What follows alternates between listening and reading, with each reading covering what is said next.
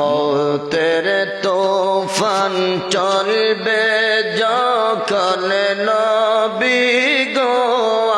আমার বলেন মৌতের তুফান চলবে যখন নবী গো আমরা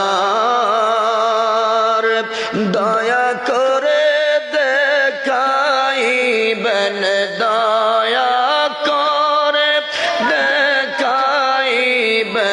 চেহারায় আনোয়ার নবীজি আল্লাহ